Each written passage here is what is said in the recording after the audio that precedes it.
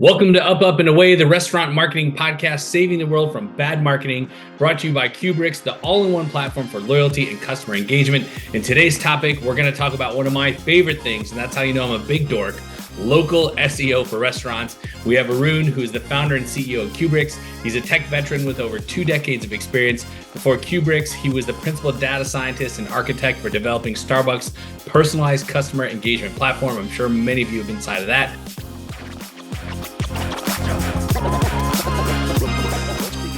I'm Rev Ciencio, hospitality marketing consultant, evangelist, content creator, and co-founder and CMO at Handcraft Burgers and Brew in New York City. And I have had a lot of espresso today because I'm super excited to talk about this.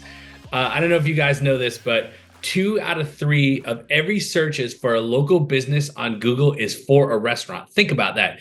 66% of the searches that happen on Google for local businesses are for a restaurant, which means that Google is highly important for restaurants because that's what people go to Google for. Where am I getting my next thing I'm craving?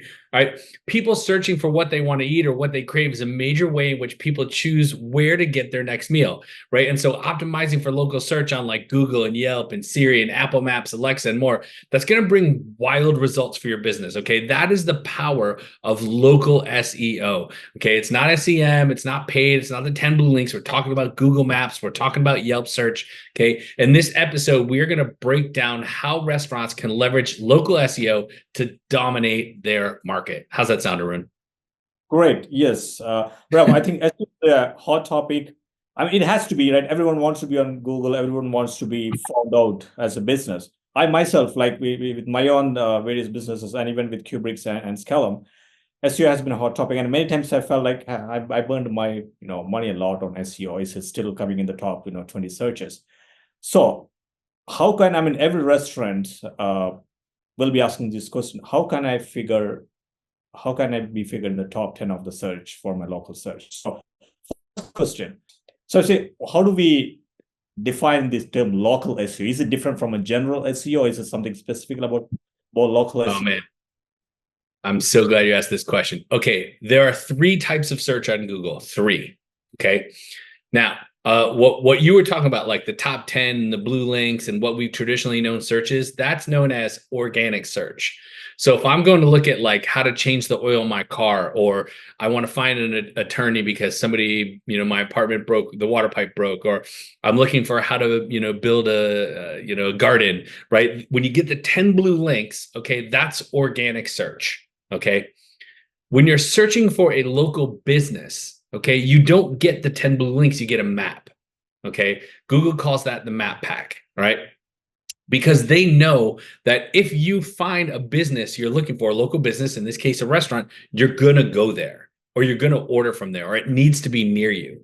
So that's why you have map search or local search, and then you have organic search. And when you search for a restaurant, you get the map at the top. That's local. Below is organic. And I said there's 3 ways, okay? The other third type of search is paid, right?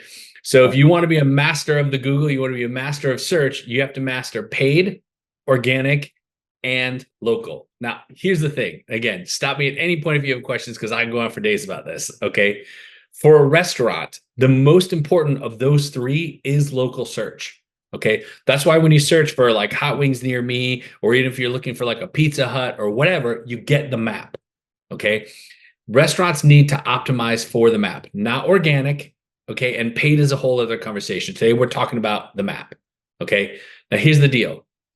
70% of search, local search for restaurants, happens because of listings management. Okay, listings management are things that I talked about in the intro.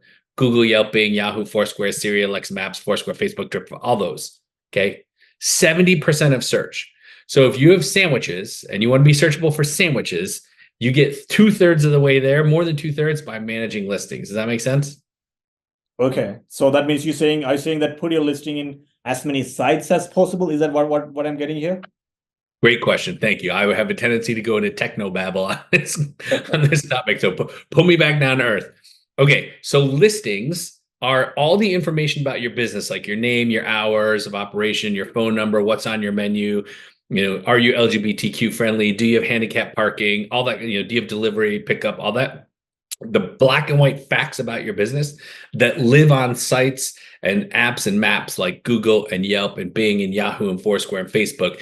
And on average, a restaurant, at least in America, will be on somewhere between 60 and 80 sites. Okay. It's not just Google and Yelp. There's like a whole ecosystem. Okay. So when we say listings, those sites are listings. Okay. And then listings management is managing those black and white facts on each of those sites. Does that make sense? Yes, yes, got it. Okay. So what do we start? I start my restaurant. No, I need to get onto Google local search. Where do I start from? Okay, that is also a great question. So if you're opening a new location or you have a store and you haven't done this, okay, step one, you go to Google Business Profile and you claim your restaurant. Okay. And if your restaurant's not already on Google, you just create a profile. I did it the other day for one of my clients. It took me 7 minutes. Okay. We all have 7 minutes, right? You go to Google Business Profile, just search it up, log in, create a Google account, and claim your location. Now, again, whether you've done this for your existing location or you're opening a new store, you got to do this. That's step one. Step two, you got to do the same thing on Yelp. You got to go to Yelp. You got to claim your business. Okay. Now, not all of the listing sites require you to claim your business, but the big ones do. So Google, Yelp, TripAdvisor, Apple Maps, and Facebook. Okay. So on each one of those, you would need to create a location or listing page for your restaurant. Make sense? That's step one. Now, the easiest way to do this, and I don't want to go super deep into this, is to use technology, to use software, right? Because here's the thing. Here's the thing that lots of people screw up about local listings. Okay. Let's say that I go to you, I go, hey, Arun, what's the best pizza in New York City? And you give me a list of 3 places. Okay. And then I go to our pal Vignesh and I go, Vignesh, what are the 3 best pizzas in New York City? And he gives me a different list. And I go to 7 other people and everybody gives me a different list. How do I know which pizza place to go to? Right? I got 10 lists of pizza. Okay. It causes confusion. Listings management and search works the same way. Okay. If I say, hey, Arun, what time does your taco shop open? And you tell me 10 a.m. Okay. And then I go to Google and it says 10 a.m. And I go to Yelp and it says 10 a.m. And I go to TripAdvisor and it says 10:30. And I go to Facebook and it says 11. And I go to Yahoo and it says 10:45. How do I know what time it opens? Right? It needs to be 10 a.m. on each of them. Okay. And you're like, oh, well, that's not really a big deal. Like it really is. Okay. Because here's the other thing. People don't realize this. Let's say that Arun's taco shop. Okay. And now I've turned you into a taco entrepreneur. I hope you were ready for that today. Okay. Let's say that your taco shop is at 123 Main Street. Okay. And you go into Google and you write 123 MAINSTREET, enter. And then you go to Yelp and you go 123 MAINST period, enter. STREET and ST period mean the same thing to you and me, but Google and Yelp see that as a discrepancy. Oh, it's not the same. Okay. And let's say that it is Arun's Taco Shop, ARUN' taco shop, and you put that on Google. Okay. And on Yelp, you go put in ARUN, you forget the apostrophe S, you put in a hyphen taco shop. Google and Yelp see that as a discrepancy. Okay. So the more different your listings are across the internet, the less confidence the search sites have that the information is accurate, because they can't check it against the other listings to go, hey, this is correct. Okay. Now I'm going super big here. Okay. Google is in the business of trust. When you search for something on Google, you trust you're going to get the best answer as quick as possible. If Google's search results suck, you'll use DuckDuckGo or Yahoo or Bing or who knows, right? So Google needs a number of trust signals to know the information is correct to go, hey, somebody who searched for a taco shop, that Arun's is the right place. Okay. So you as a business owner have to earn trust so that Google gets trust of the search. I'm going super deep now. Does this all make sense? Yes, yes. Okay. One of the ways that you earn trust, I'll give you 2 trust secrets here. Okay. 2. Number 1, you need to make sure that your information is the same on all those sites. Like I just said, 123 Main Street, right? 10 a.m. open, blah, blah, blah. When your listings are the same across the internet, it gives each of the providers trust that the information is correct, and you're more likely to come up in search. Okay. Number 2, how does Google know that the information that you put in your Google business profile is correct? Well, if it's managed by you, that sends them a signal of trust. But if you are constantly updating your Google profile or constantly updating your Yelp profile, it says that somebody actively in the ownership of the business is managing the profile. That sends a signal of trust to Google and Yelp that this information is correct. Okay, I went super deep and nerdy there, but the point is your information has to be accurate. It has to be up to date. It has to be the same on all these websites, and it has to be actively managed. When you do that, okay, and by the way, once you've set this up, and again, I said use software, it takes like 10 minutes a month to maintain this, and that's how you get to the top of search. Correct information, managed, consistency, same everywhere. Got it. Okay.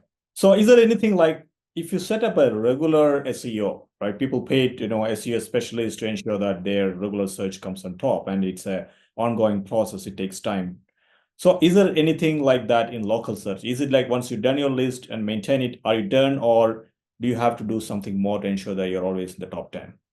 God, thank you for asking this question. People think that restaurants often think that the search game is like a set it and forget it game, and it's not. Okay.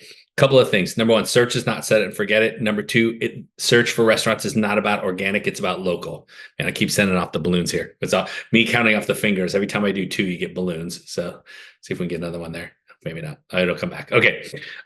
So search is about a couple of things. Okay. So first of all, when we talk about organic search, again, the 10 blue links, test this out later when we're not on a podcast. And everybody that's listening to this, go test this out later. Go search for best sandwich near me or pizza.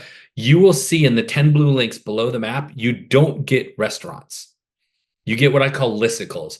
You get like top 10 Yelp things and a article in PR on this. Like they don't put restaurants down there. They put listicles. That's organic search. You don't need to optimize for that. Okay.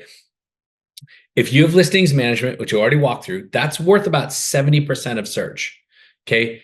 If you have a website, and this is going to answer your question, Arun. If you have a website and it's HTML based, okay, meaning your name, your address, your phone number, your hours of operation, your menu, and all the things that I need to know about your restaurant are HTML based on your website, meaning your menu is not on a PDF.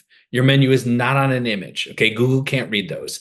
If all of that is on your website, that is worth another 12% of search. Okay, so if you have listings management and you have a website and it's HTML based with your menu, no PDFs, no JPEGs, okay, with your menu on HTML, you have now hit 82% optimization with two tactics. By having your website HTML based and managing your listings with your menu, you're optimized at 82% of search. That's pretty insane, right? And so when I hear all these people like, oh, I could pay to get you the top of search, I'm like, so you're running Google search ads? Like, okay, if you want to be at the top of search, yeah, buy Google search ads because that's how you get to the top, right? And I do recommend people buy Google search ads, but like the SEO optimization thing, it's not a thing for restaurants. Listings management, a well-built website, right? And a couple of press articles here and there, and you're probably going to be optimized of any other restaurant in your town. Oh, got it. It's okay. So does that mean that as a restaurant owner, I can pretty much manage this process myself, or do I need to hire a local SEO specialist? I mean, let's get right to the point. Thank you. You do not need to hire a local SEO specialist if your website is built well and you have a listings management tool software. You don't need it, but you have to maintain it. And so if you, the restaurant owner, or you, the person in charge, can't do the work, then you need a marketer or an agency to do it. Got it. Okay. So, Rav, you work with a lot of restaurants. So do you see all of them are getting this right? Or what is the one common mistake you see restaurants are making when it comes to local SEO? Honest to God, it's listings management. It's not doing it. Okay. Now, there's been a curve. I've been on this beat for a long time. There's a curve. Restaurants are getting better and better at this. Okay. But here's the mistake they're making with listings management. Okay. Let's go that route. So first of all, you need to be doing it, and it's table stakes. But here's the mistake that most restaurants, including the biggest of the big restaurants, make this mistake. And it's an easy one to fix. Okay. It's making sure that all of the things on your menu, including menu descriptions and pictures, are managed in your listings on Google, Yelp, Bing, Yahoo, Foursquare. Okay.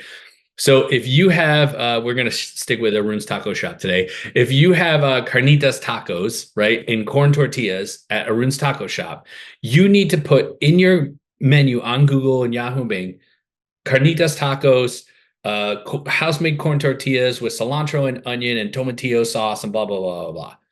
And then a picture. Okay. So name of item, menu description, and a picture of the food. Why? Google calls this dish search. So when somebody says, El Pastor carnitas tacos near me, right? They've specified what they're hungry for and what they're craving. How does Google know that Arun's Taco Shop has carnitas? If Arun did not, man, I'm really like turning you into a villain today of local search. But how do people know that you have carnitas if you've not gone into Google and said, we have carnitas tacos? Make sense? Right. Okay. So the mistake that restaurants make is not managing their menu on all of those listing sites. And again, there's three things that are important: the name of the item, the description, and a photo. Okay, because image search is becoming a bigger and bigger and bigger deal. AI, because AI can see a picture. By the way, have you ever done this? I don't know if you've done this. You're driving in your car, right? And you got your phone hooked to CarPlay, and somebody texts you a photo, and you're like, "Hey Siri, read me my messages." And it'd be like, "Oh, Jeff Smith sent you a picture of what looks like a pool with kids jumping in it." Like, it's amazing, right? Yes, indeed. Yeah. It's amazing. And so that, like, photos are becoming part of search, or sorry, they are part of search. So the mistake is not managing your menu on all of those sites. And then the deeper mistake is not including item name, description, and photo. It's so important. In fact, Google says it's the most important part. And if Google tells a restaurant that that's the most important part of guest acquisition, you should probably do it. Got it. Okay. Now, a different question. Let's say, as a customer, I'm searching, right? And then say this taco restaurant is within 1 mile. And my search is that, taco restaurants near me. Now, just because the customer who's searching is possibly very close to the restaurant, is it guaranteed that that restaurant will be shown in the top search results? Or can it be like, can Google decide what this is not worth showing for whatever reason and what reasons? Okay. So the Google it's so common now that Google stopped reporting the stat, but every year they used to be like, oh, near me searches are up X%. It's the only thing people search for anymore. So Google doesn't even report. Like, it's the thing. Okay. So if I open up a Google search browser and all I write is tacos, nothing else, I just say tacos, Google's going to assume it's a near me search. Oh, right. Okay. Because we're at a point now that Google does not need you to say near me. It knows you want lunch. Okay. You can still put in near me, but ultimately all local SEO search results are local.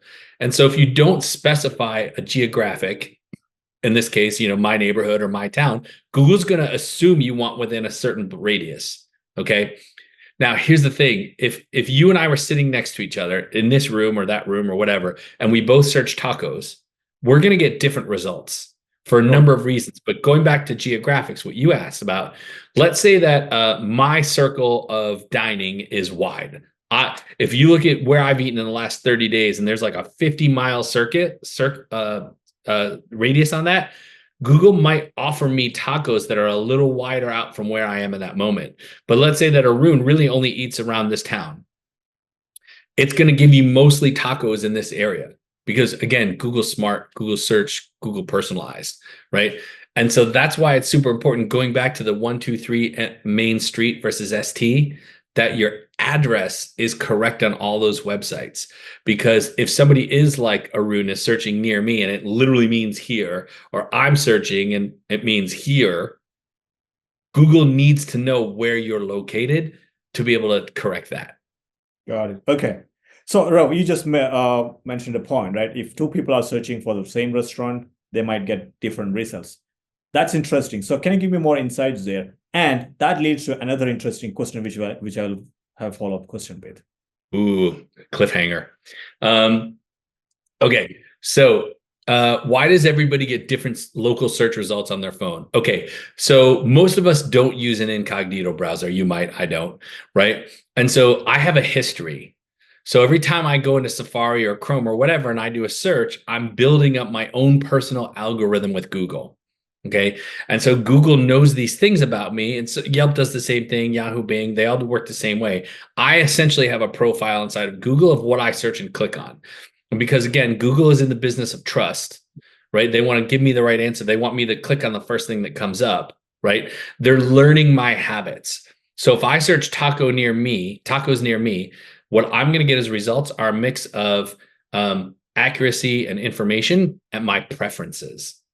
Okay. And so your preferences and your search history is going to be totally different than mine. So your results are probably going to look different than mine based on your habits. Okay. Which is another reason why people need to do listings management, because you can't control Arun's search habits. Okay. You can only control the data that Google needs to know to match Arun's search habits. Got it. Okay. That's interesting.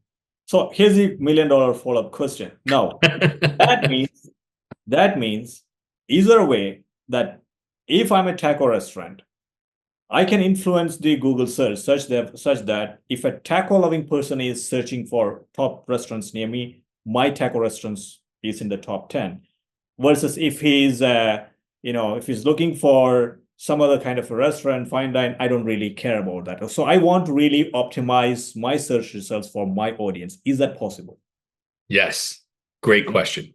Okay. So if you're managing your listings, including your menu, you have an HTML-based website with your menu and all that data. Okay. What's next? Okay.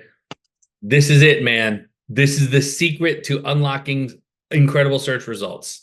It really is the $1 million question. Okay.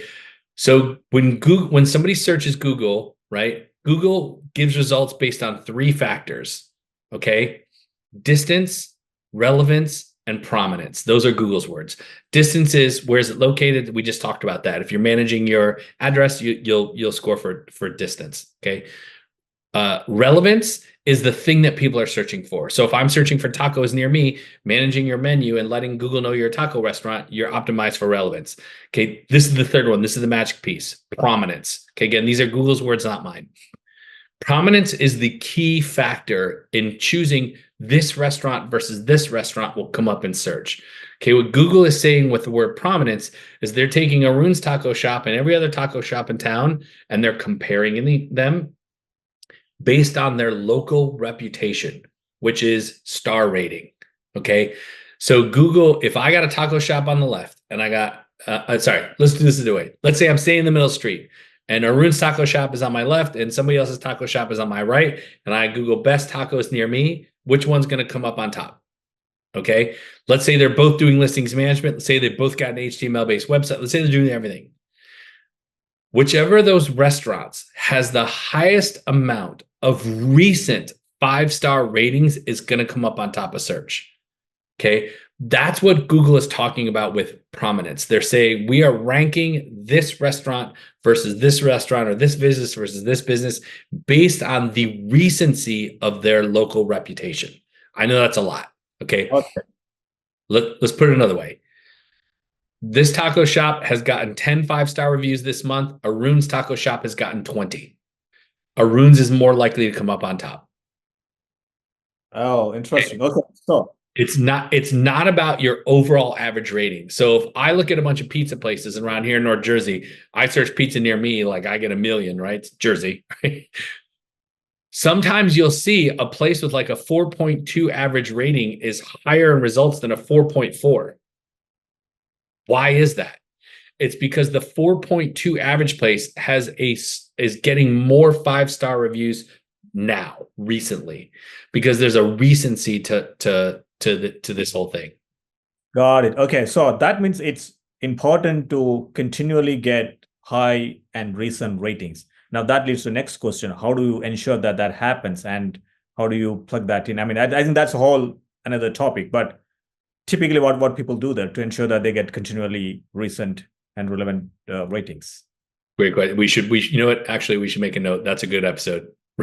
how to increase reputation, how to get more stars. We'll talk about it another time. Real briefly. Okay, so first of all, the experience, you got to nail the experience. Like if the experience sucked and the food sucked, you're not going to get 5-star. But that's kind of table stakes, right? Having good food and good service. Assuming you have good food and good service, how do you do it?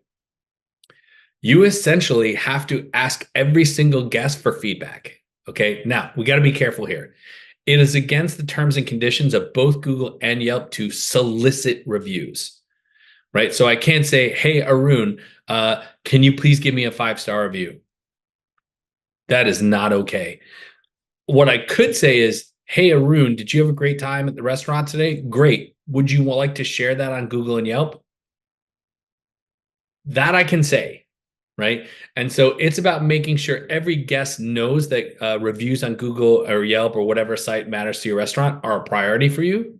And there's a number of ways to do that. Again, we should probably do another episode, but it is about asking every single guest for feedback and if they want to share it. So if you ask for the review, again, you can't incentivize it, you can't make it happen, but if you kind of let people know that's important, you'll get more reviews.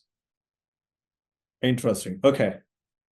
So the next question. So going back to my earlier question, what if I search for not necessarily for taco restaurants? I say I'm hungry. Show me some restaurants, right? And I am a taco lover. Will Google understand that Arun is a taco lover? Let me show this, Rev's taco restaurant to him. Does that happen? So if you are signed in to Google in the browser you're searching on and you've eaten at a lot of taco places or you've searched for a lot of taco places, Google will consider that in the search. But most people don't search for restaurants near me. 2 out of 3 searches on Google for a restaurant are unbranded.